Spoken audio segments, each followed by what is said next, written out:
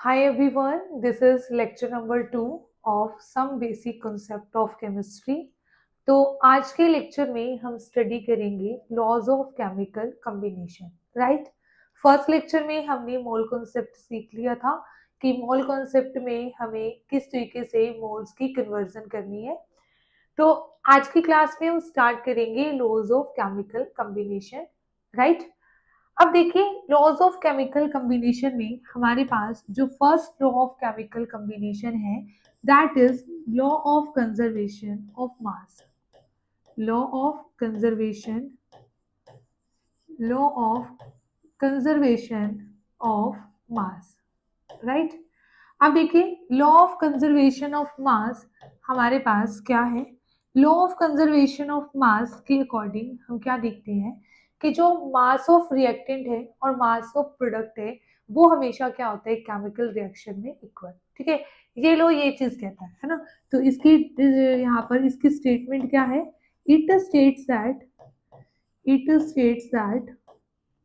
ठीक है, मास can neither be created nor be destroyed, है ना। हम ऐसे लिखते हैं मास can neither be created nor be destroyed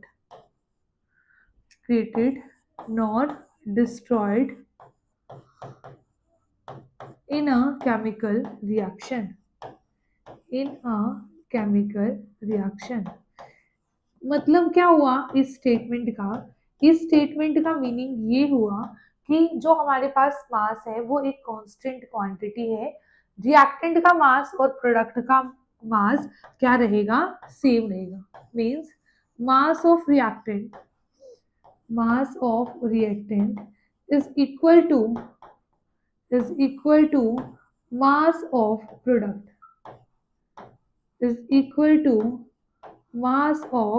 product right.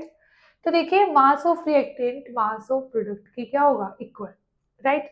For example जैसे कि हमने मान लो ले लिया C+O2 गिव्स CO2, है ना। कार्बन प्लस ऑक्सीजन के रिएक्शन से क्या बन रहा है, कार्बन डाइऑक्साइड। तो देखिए कार्बन का मास 12 ग्राम, यहाँ पे 2 ऑक्सीजन है तो 2 इंटू 16, तो यहाँ पे क्या हो गया, ये 12 ग्राम और ये 32 ग्राम, ठीक है। तो इन दोनों को जब हम यहाँ पर कंबाइन करेंगे तो कितना आ जाएगा, 44 ग्राम। यहाँ पे CO2 में कार्बन 1 है, ठीक है, 1 इंटू 12 प्लस ऑक्सीजन 2 है, 2 इंटू 16, तो क्या आ गया 12 प्लस 32, कितना आ गया जी, 44 ग्राम। कितना आ गया, 44 ग्राम। तो यहाँ पे जो हम ये बोलते हैं कि मास ऑफ रिएक्टेंट है वो किसके इक्वल होगा, मास ऑफ प्रोडक्ट के इक्वल होगा, राइट। अब क्या होगा हमारे पास, बट ये लो क्या हो गया, फेल। इसकी लिमिटेशन है, लिमिटेशन कहाँ पर है, ठीक है। तो फिर इसका मतलब क्या ये चीज कभी ट्रू नहीं होती। देखिए हमारे पास जो न्यूक्लियर रिएक्शंस होती हैं, ठीक है, जहाँ पे जैसे कि बीटा गामा रेडिएशन जहाँ पर इवॉल्व आउट होती है, तो न्यूक्लियर रिएक्शन के केस में क्या देखा गया कि जो हमारे पास जो मास ऑफ रिएक्टेंट है और मास ऑफ प्रोडक्ट है वो आपस में इक्वल नहीं है। मींस ये देखा जाता है न्यूक्लियर रिएक्शन के केस में जो प्रोडक्ट का मास है वो लेस है as compare to mass of reactant. इसकी लिमिटेशन किस में है, in nuclear reactions. In nuclear reactions in nuclear reactions हम क्या देखते हैं, mass of in nuclear reactions mass of product is less than mass of reactant. Mass of product is less than mass of reactant, ठीक है, कि जो product का मास है वो रिएक्टेंट के मास से क्या है, कम है, राइट, ठीक है। तो फिर अब क्या इसका मतलब जो लॉ ऑफ कंजर्वेशन ऑफ मास है वो ट्रू नहीं है। देखिए वो बाकी के लिए ट्रू है बट न्यूक्लियर रिएक्शंस के लिए ट्रू नहीं है, क्योंकि यहाँ पर जो मास ऑफ रिएक्टेंट है वो हमारे पास ग्रेटर होता है as compare to mass of product. तो फिर मान लीजिए कि मास ऑफ रिएक्टेंट हमने कहा कि ज्यादा होगा, तो वो मास कहाँ होता है, मास लॉस किसके फॉर्म में होता है, वो मास लॉस हो जाता है और उससे क्या बन जाती है, एनर्जी। ठीक है, जो मास लॉस्ट हुआ, ठीक है, मैंने क्या लिखा, मास लॉस्ट इज चेंजेस या इज कन्वर्टेड इनटू एनर्जी। ठीक है, हम कहते हैं ना न्यूक्लियर रिएक्शंस में बहुत ज्यादा एनर्जी क्या होती है, इवोल्व आउट होती है। तो वो जो मास लॉस हुआ है ना, वो किस में कन्वर्ट हो गया है, एनर्जी में। And that energy is given by the formula E is equal to mc square. This is the Einstein relation. ठीक है, जो आइंस्टाइन ने फॉर्मूला दिया था, आइंस्टाइन रिलेशन। तो हमारे पास यहाँ पर E is equal to mc square, ये हो गया, राइट। तो E is equal to mc square में, ठीक है, यहाँ पर जितना मास लॉस हुआ ना, यहाँ पे वो वैल्यू पुट कर दीजिए। C क्या है, speed of light, C is the speed of light. ठीक है, स्पीड ऑफ लाइट हमारे पास, ठीक है, ये क्या होती है, 3 इंटू 10⁸ मीटर पर सेकेंड, 3 इंटू 10⁸ मीटर पर सेकेंड। और m क्या है, मास लॉस्ट, m क्या है, मास लॉस्ट। ठीक है, जितना मास लॉस हुआ है, और E क्या है, एनर्जी। तो जितना मास लॉस हुआ है उसके कॉरेस्पॉन्डिंग वो किस में चेंज हो जाएगा, एनर्जी में। तो हमारे पास ये चीज हो गई। तो अब है ना, इस लॉ को, law of conservation of mass की बजाय अगर हम ये बोले law of conservation of mass and energy, this is more appropriate, है ना। तो मोर अप्रोप्रिएट क्या होगा, law of conservation of mass and energy. ठीक है, तो ये हमारे पास क्या हुआ जी, first law of chemical combination, right. चलिए अब नेक्स्ट की हम बात करते हैं, सेकंड। सेकंड हमारे पास आता है लॉ ऑफ डेफिनेट प्रोपोर्शन, या जिसको हम क्या बोलते हैं, कांस्टेंट प्रोपोर्शन, डेफिनेट प्रोपोर्शन। तो देखिए, डेफिनेट प्रोपोर्शन, ठीक है। तो देखिए, जो डेफिनेट प्रोपोर्शन का मतलब क्या है, ये इस लॉ के अकॉर्डिंग हम क्या कहते हैं कि जब भी कोई कंपाउंड बनता है, एक कंपाउंड के अंदर जो एलिमेंट्स होते हैं उसकी रेशियो हमेशा क्या होती है, फिक्स होती है। ठीक है, हमने क्या लिखा यहाँ पर, हम क्या बोल रहे हैं, it states that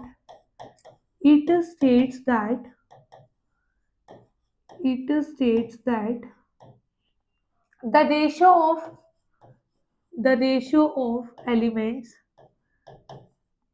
ratio of elements लिख दो, ये इनकी मास रेशियो भी सेम ही होती है भाई। ठीक है, the ratio of elements in a compound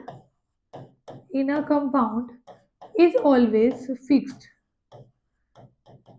is always constant और fixed। ठीक है, फिक्स बोल दीजिए या कांस्टेंट बोल दीजिए। ठीक है, देखिए इसका मतलब क्या हुआ, इसका मतलब ये है, मान लीजिए फॉर एग्जांपल आपने वाटर लिया, ठीक है, आपने ठीक है, मान लीजिए आपने टैप वाटर लिया, ठीक है, या आपने, आपके पास यहाँ पर लेक वाटर लिया, ठीक है। पर फॉर्मूला वाटर का क्या है, क्या फॉर्मूला वाटर का चेंज हो गया, नहीं, फॉर्मूला तो क्या है, H2O। आप लंदन चले गए, अमेरिका चले गए, कहीं पे भी, तो क्या वाटर का फॉर्मूला चेंज हो जाएगा, नहीं, कि वहां पे तो H2O2 बोलते हैं वाटर को, नो। तो वाटर का जो फॉर्मूला है वो क्या है, H2O ही है, H2O। तो इसका मतलब ये है वाटर तभी बनेगा जब इसके एक मॉलिक्यूल में 2 हाइड्रोजन और 1 ऑक्सीजन क्या होंगे, कंबाइन होंगे। अगर मान लीजिए हमने ये लिख दिया कि 2 हाइड्रोजन और 2 ऑक्सीजन, तो ये वाटर का फॉर्मूला नहीं है। ठीक है, तो हमारे पास क्या होगा, तो इसलिए हम ये बोलते हैं कि जो इनकी मास रेशियो होती है, जो किसी भी कंपाउंड में जो एलिमेंट की रेशियो होती है वो क्या होती है, फिक्स। ऐसे ही सिमिलरली जैसे कैल्शियम कार्बोनेट है, एक कैल्शियम, एक कार्बन और 3 ऑक्सीजन। ठीक है, तो ये रेशियो हमेशा क्या रहने वाली है, फिक्स, ये कभी भी चेंज नहीं होगी, राइट। अब है ना, इसकी भी लिमिटेशन है। लिमिटेशन क्या है, अब देखिए इसकी लिमिटेशन ये है कि आइसोटोप्स के केस में, इन केस ऑफ आइसोटोप, तो हम जो इनके मास रेशियो है वो सेम नहीं रहती, ठीक है। आइसोटॉप के केस में जो मास रेशो है वो सेम नहीं रहती, ठीक है। देखिए, इन केस ऑफ आइसोटॉप्स, मान लीजिए जैसे हमारे पास है ना कार्बन के, ठीक है, दो आइसोटोप, तीन आइसोटोप होते हैं वैसे तो, कार्बन 12, कार्बन 13 एंड कार्बन 14, है ना। मान लीजिए कार्बन मोनोऑक्साइड है। अब एक बार हमने कार्बन 12 आइसोटोप लिया, एक बार हमने 13 आइसोटोप लिया, तो यहाँ पे तो इनकी रेशियो, जो मास रेशियो है वो सेम नहीं है, अलग अलग आ रही है। तो आइसोटोप्स के केस में अगर हम एक एलिमेंट का एक आइसोटोप यूज कर ले, तब फिर ये जो लॉ है, हमने कहा था कि इसकी जो मास रेशियो होती है, रेशियो ऑफ एलिमेंट्स है, ठीक है, ratio of elements and mass ratio, आप कंफ्यूज मत हो ना, ठीक है, एंड मास रेशियो ऐसे लिख लो, एंड मास रेशियो, ठीक है, वो हमेशा क्या रहती है, फिक्स, ठीक है। पर यहाँ पे तो फिक्स नहीं है, तो इसका मतलब यहाँ पर हमारा जो ये law of conservation of constant proportion है, ठीक है, law of constant proportion, law of definite proportion, वो हमारा, ठीक है, यहाँ पर होल्ड नहीं होगा, राइट। तो देखिए, तो इस तरीके से हमारे पास ये क्या है, हमारे यहाँ पर क्या है, इसकी लिमिटेशन है, राइट। उसके बाद हमारे पास आइए इसका एक क्वेश्चन हम करते हैं। क्वेश्चन क्या है, मान लीजिए आपको ना स्टेटमेंट ऐसे दी हो सकती है एग्जाम में, आपको कोई एक स्टेटमेंट दे देगा और आपसे पूछेगा कि बताइए इस क्वेश्चन में कौन सा लॉ होल्ड गुड होता है, ठीक है। अभी तक हमने 2 लॉज पढ़े हैं। हाँ जी, तो हमारे पास इसके जो लिमिटेशन है वो हमारे पास क्या है, आइसोटॉप्स के केस में, है ना।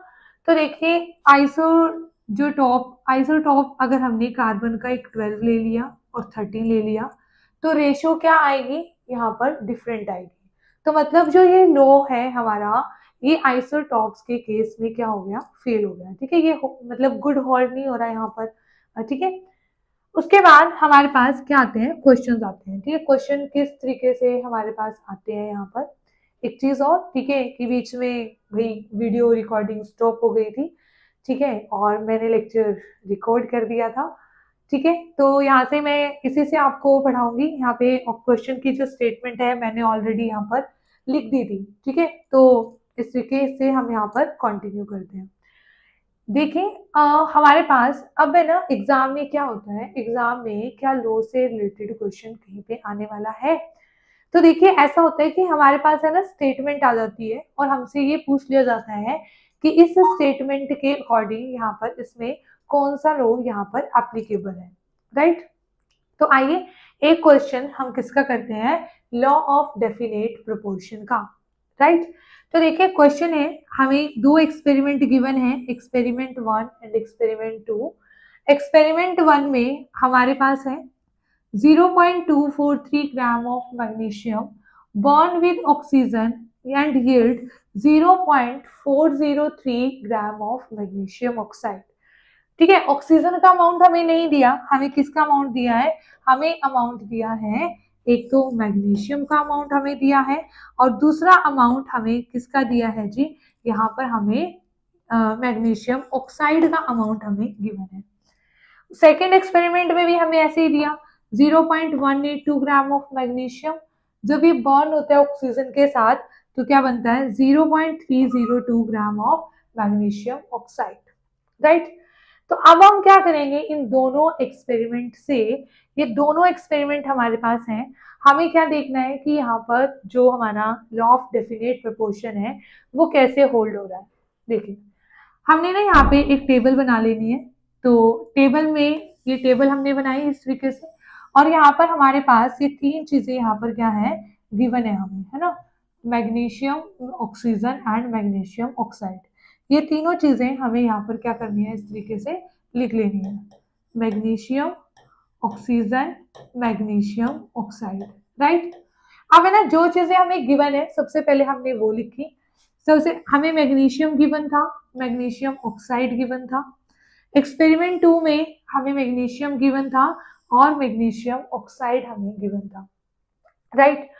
उसके बाद हमने क्या निकाला, ऑक्सीजन का अमाउंट, ठीक है। क्यों नहीं हमने फाइंड आउट किया ऑक्सीजन का अमाउंट, क्योंकि according to law of definite proportion हम क्या कहते हैं कि जो एलिमेंट्स होते हैं उनकी जो रेशियो होती है वो क्या होती है, फिक्स। ठीक है, तो देखिए एक्सपेरिमेंट 1 से भी मैग्नीशियम ऑक्साइड बन रहा है, एक्सपेरिमेंट 2 से भी मैग्नीशियम ऑक्साइड बन रहा है ना। तो इसलिए हम मैग्नीशियम और ऑक्सीजन की क्या निकाल रहे हैं यहाँ पर, रेशियो। तो पहले हम ऑक्सीजन का अमाउंट निकालेंगे from experiment 1, from experiment 1। Experiment 1 में ठीक है मैग्नीशियम ऑक्साइड में से ये अमाउंट माइनस कर दिया तो हमारे पास क्या आ गया, ये ऑक्सीजन का अमाउंट। ऐसे ही एक्सपेरिमेंट 2 के लिए हमने क्या निकालना है यहाँ पर, ऑक्सीजन का अमाउंट। कितना आ गया, 0.120। फिर हमने क्या किया, एक्सपेरिमेंट 1 से दोनों रेशियो निकाली, एक्सपेरिमेंट 2 से मैग्नीशियम और ऑक्सीजन की रेशियो निकाली, तो ये रेशियो क्या आ गई, सेम। अगर ये रेशियो सेम आ गई इसका मतलब यहाँ पर इस स्टेटमेंट में कौन सा लॉ एप्लीकेबल है, law of definite proportion, right. तो इस तरीके से हमारा ये क्या था, सेकेंड लॉ था। उसके बाद हमारे पास आता है हमारा थर्ड लॉ। थर्ड लॉ क्या है, एवोगैड्रोस लॉ। ठीक है, आज की क्लास में 3 लॉज ही हम स्टडी करेंगे। एंड एक चीज और जो मैंने आपको कहा था कि एटॉमिक मास फर्स्ट 20 एलिमेंट को लर्न करने का तरीका, ठीक है, वो हम नेक्स्ट वीडियो में डिस्कस करेंगे। जब हम वो डिस्कस करेंगे ना, तीनों लॉज हम स्टडी करेंगे। अभी इनके अलावा भी लॉज रहते हैं, लॉ ऑफ मल्टीपल प्रोपोर्शन, ठीक है। तो उसके साथ मैं आपको वो ट्रिक जो है, trick to learn atomic mass, मैं आपको वो वहां पर बता दूंगी, राइट। तो देखिए जो थर्ड लॉ है वो है एवोगैड्रोस लॉ। एवोगैड्रोस लॉ में हम क्या यहाँ पर करते हैं, हमारे पास मान लीजिए 2 गैस है, ये 2 कंटेनर है, इसके अंदर 100 ml ऑक्सीजन लिया और दूसरे के अंदर हमने 100 ml हाइड्रोजन लिया। दोनों को सेम कंडीशन पर रखा, टेम्परेचर एंड प्रेशर की। ठीक है, तो हम क्या देखते हैं कि अगर इसके अंदर 100 ml ऑक्सीजन के अंदर x मॉलिक्यूल है तो 100 ml हाइड्रोजन में भी कितने मॉलिक्यूल्स होंगे, x molecules. Means equal volume of all gases contain equal number of molecules at given condition of temperature and pressure, right. ठीक है, तो हमारे पास ये क्या हो जाएगा, एवोगैड्रोस लॉ। उसके बाद हमारे पास जो नेक्स्ट है, नेक्स्ट क्या है, अब देखिए जैसे इसका एक क्वेश्चन है, 1 मिनट दीजिए मुझे।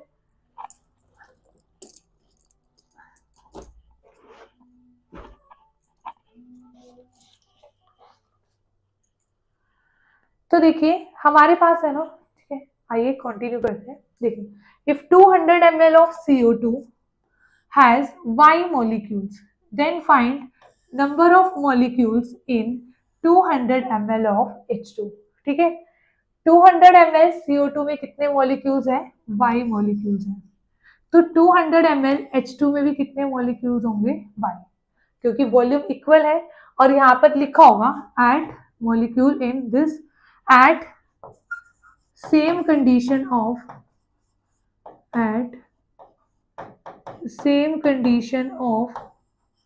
temperature and pressure, right। उसके बाद 100 ml ऑफ हीलियम गैस। ठीक है, अब इसका 100 ml है, अगर 200 ml होता तो Y मॉलिक्यूल्स होते, अब 100 में कितने हो जाएंगे, Y/2 मॉलिक्यूल्स, राइट। तो इस तरीके से हमारे आज की क्लास में हमने 3 लॉज को डिस्कस कर लिया है।